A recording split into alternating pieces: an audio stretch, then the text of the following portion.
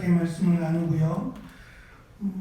개인적으로는 16, 17, 18절을 마무리하는, 그리고 보통 마무리 인사하는 내용으로 생각을 해서 오늘 말씀으로 사실은 갈라디아서를 마무리하려고 생각을 했습니다. 그렇게 생각을 하고 말씀을 준비하다 보니까 그러니까 바울 서신과 다른 점을 발견하게 되었습니다. 그 다른 점이라는 것은 통상적인 인사가 아니라 바울이 서신을 마무리하면서 하는 그런 통상적인 인사가 아니다라고 하는 점입니다. 먼저는 16절 말씀 속에서 이 규례라고 하는 이 단어가 캐논이라고 하는 단어입니다.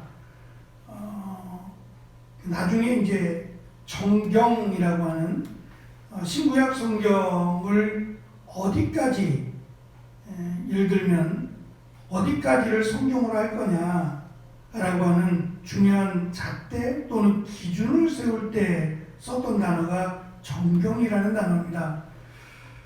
이런 특별한 단어를 사용을 해서 지금 16절만 해도 3번에 걸쳐서 규례, 그리고 하나님의 이스라엘, 그리고 평강과 긍휼이라고 하는 특별한 용어들을 사용해서 마무리를 하고 있다라고 하는, 또 17절에 보면 흔적이라고 하는 스티그마라고 하는 단어인데요.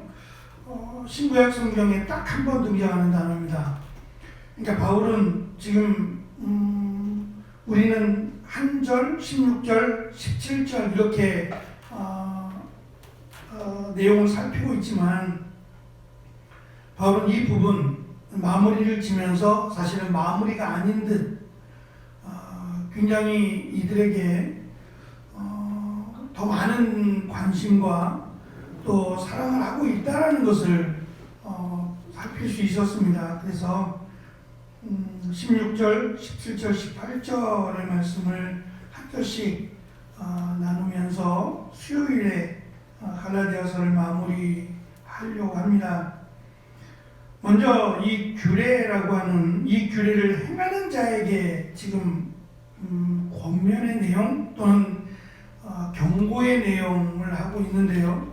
이 규례라고 하는 단어가 특별한 3가지 이유가 있습니다. 앞서 말씀드린 이 단어가 나중에 신구약 성경 여기까지 성경으로 하자라고 할 때 세운 기준 또는 그 잣대를 이 캐논이라고 하는, 정경이라고 하는 단어로 사용했다라는 점이 특별하고요.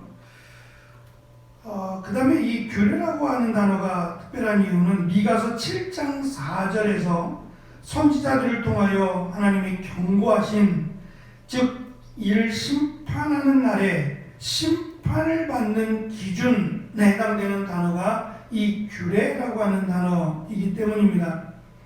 하나님께서 심판하시는 그 심판의 기준이 뭘까? 미가서에서 강조했던 하나님이 심판하신다, 하나님의 심판을 면할 자들은 이런 기준에 해당돼야 하나님이 심판하고 심판하지 않는다라고 암시했던 이 기준이라고 하는 단어를 바울이 지금 16절에서 이 기준에 속하는 자는 하나님의 은혜와 하나님의 긍휼과 평강과 긍휼이 있을 것이다 라고 하는 내용이에요. 그러면 우리가 사실은 지난주의 내용에서 끊어져서 토요일 주일이 지나서 지금 오늘 16절을 살펴보고 있지만 앞에 있는 내용과 이어져서 생각을 하자면 하나님의 심판, 하나님께서 심판하실 때에 심판을 받을 것이냐, 아니면 심판을 면하고 평강과 긍휼을 입을 것이냐에 대한 분명한 기준이 뭐냐면 앞에서 말씀드린 십자가입니다. 예수 그리스도의 십자가를 자랑하면 하나님의 심판을 받지 않을 것이요, 예수 그리스도의 십자가를 부끄러워하면 그는 심판을 받을 것이다 라고 하는 내용을 지금 바울은 강조하고 있는 겁니다. 두 번째는 이 기준이라고 설명되는 이 규례로 번역된 이 단어의 원래 뜻이 맞추어 살아간다는 겁니다. 그래서 5장 25절에서 강조한 것처럼 성령에 맞추어, 성령의 인도하심에 맞추어서 살아가는 자들에게 허락하신 축복이 있을 거라는 겁니다. 사실 성령의 사역이라고 하면 우리가 뭐라고 규정 지을 수 없는, 함부로 이렇다라고 잣대를 댈 수 없는 사역입니다. 왜냐하면 성령의 사역 자체가 성령이신 하나님의 사역이고 예수 그리스도를 믿음으로 예수 그리스도의 대속과 부활이 이루어진 다음에 성령께서 새로운 영인데요, 새로운 영이신 성령께서 임하셨어요. 이건 인간의 역사 가운데 처음 있는 일이에요. 그 전에 성령이 없었다는 게 아니에요. 그 전에도 성령께서 있었죠. 성부와 성자와 성령이 계셨죠. 그러나 이 성령께서 직접 이 땅 가운데 임하시고, 그리고 그 성령께서 우리 안에 거하신 것은 처음이에요.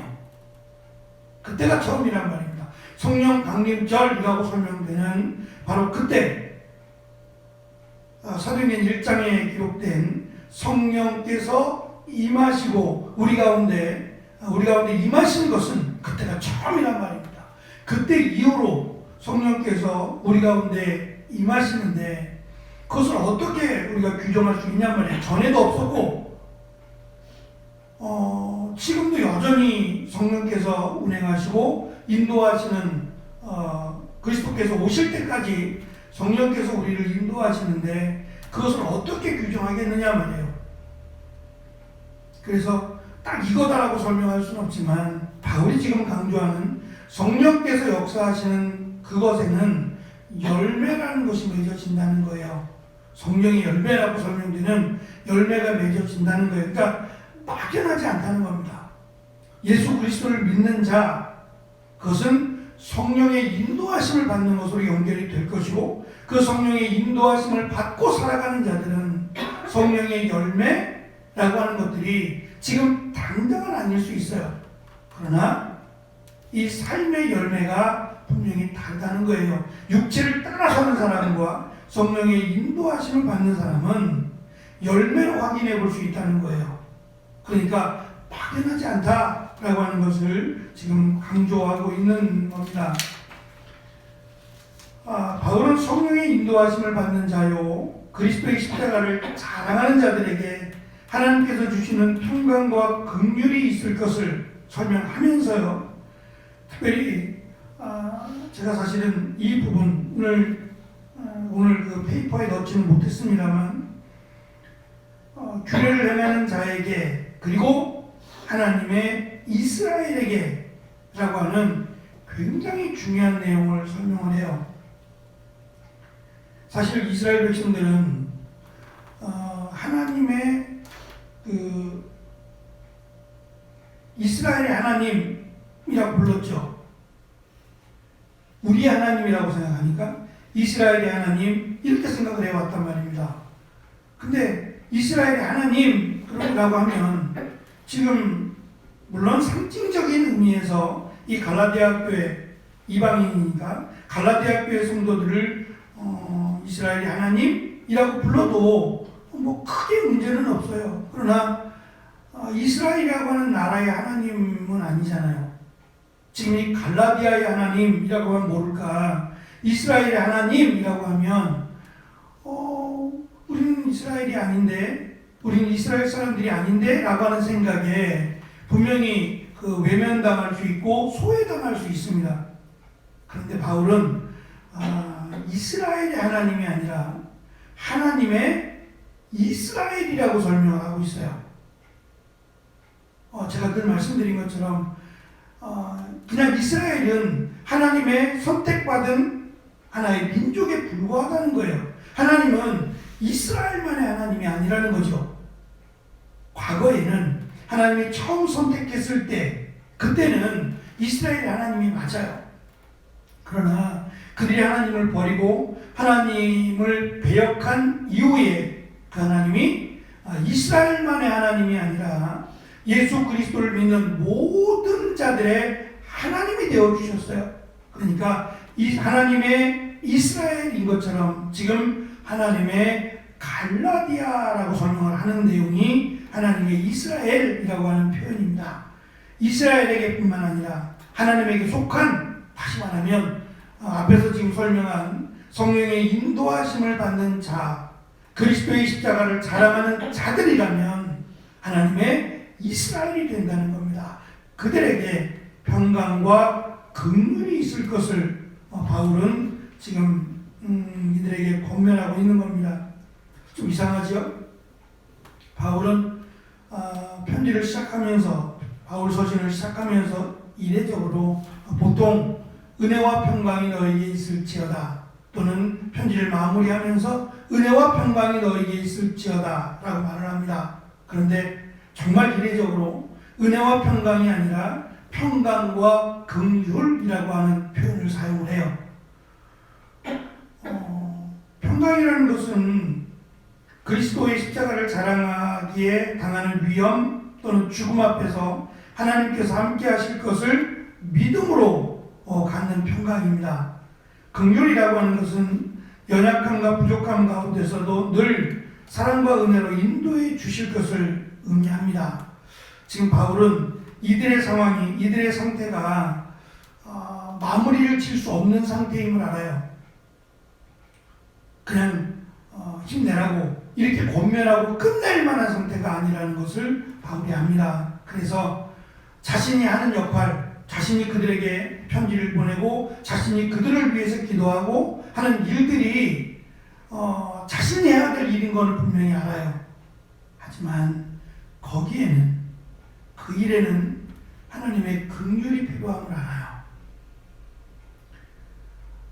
하나님의 사랑을 지금 긍휼로 표현한 것은 인간의 시선에서 볼 때는 도저히 구원받을 수 없는 자에게 주시는 은혜를 긍휼이라고 설명을 해요. 어제도 말씀드린 것처럼 12년 동안 혈루증을 앓았다면 12년 동안 이 여인은 하나님의 저주 아래 놓인 자였어요.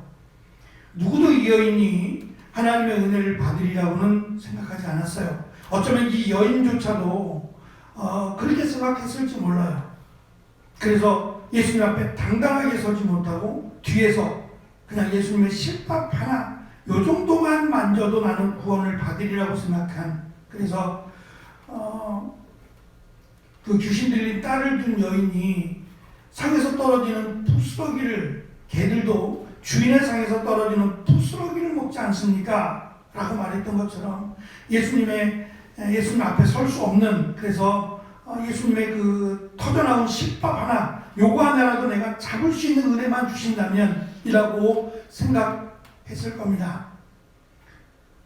근데 누구도 관심을 두지 않았던 이 여인에게 예수님은 예수님의 관점에서 바라보면 이 여인이 뒤에 다가올 수 있도록 길을 열어주시기도 하고, 이 여인이 옷자락 그 실밥을 하나 만졌을 때 능력을 보내셔서 그 능력이 실밥을 타고 이 여인의 병을, 흐르던 피를 딱 멈추게 하신 이 모든 것이 사실은 긍휼이에요. 바울은 너무 마음이 아프고 자신이 어떻게 할 수 없는, 자신은 자신에게 맡겨준 일을 감당할 뿐이지만 여기에 하나님의 긍휼하심이 임하기를 바울은 바랍니다. 이 평강과 긍휼이 로마서 9장 22, 23절에서 멸망받아 마땅한 진노의 그릇들을 인내로 참아주신 하나님의 영광, 즉 예수 그리스도의 십자가를 자랑하기 위하여 긍휼하심을 받은 그릇들에게 허락하신 은혜임을 강조했어요. 왜 하나님이 긍휼을 허락하시냐? 이 긍휼을 허락하신 이유는 이 긍휼하심을 받고 그리스도의 십자가를 자랑하는 겁니다. 나 같은 죄인이 바울 역시도 마찬가지잖아요. 자기가 사도가 된 것이 하나님의 사랑이라고 설명하기에는 너무 커요. 그것이 긍휼하심이라는 거예요. 불쌍히 여기심입니다. 나 같은 정말 하나님의 심판을 받자고 치면 맨 앞에 서야 돼요. 맨 앞줄에 서야 마땅한 나를 하나님이 그것도 사도로 나를 부르신 것은 하나님이 나를 정말 불쌍히 여기심이라는 거예요. 이 불쌍히 여기심을 받았으면 하나님의 영광을 위하여 그리스도의 십자가를 자랑해야 한다라고 하는 것이 바울의 주장인 겁니다.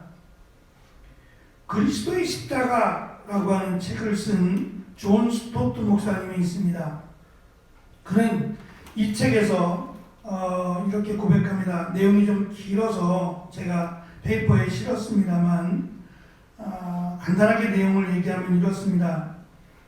부족한 개인이지만 그리스도 예수의 사람들은 육체와 함께 그 정욕과 탐심을 십자가에 못 박았느니라 하신 말씀과 만일 우리가 성령으로 살면 성령으로 행할지라 라고 하는 말씀도 믿고 선포하기를 힘써야겠다.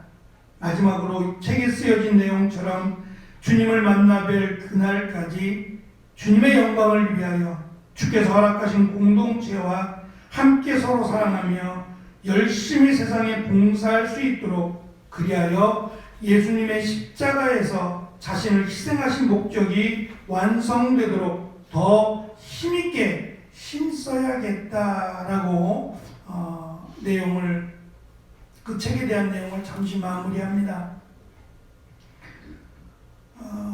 이 스토트 목사님이 이 지금 자신의 고백처럼 살았다면 그는 저는 잘 살았다고 생각합니다. 그가 그리스도의 십자가라는 책을 쓰고 그리스도의 십자가를 자랑하며 산 것이 말뿐만이 아니라 글뿐만이 아니라 그렇게 살았다면 그는 이 땅에서 가장 멋진 삶을 살았다고 할 수 있을 겁니다. 그리스도의 십자가가 부끄러움이 아니라 그리스도의 십자가가 나에게 자랑이 된다면 바울이 강조한 것처럼 그들에게는 분명히 하나님의 평강과 긍휼이 임했다라고 말할 수 있기 때문입니다.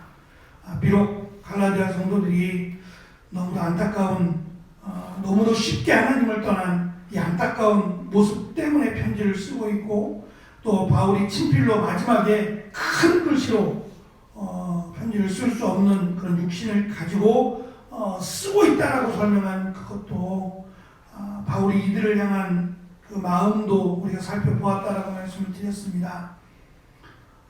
이건 하나님께서 행하실 일이라고 생각합니다.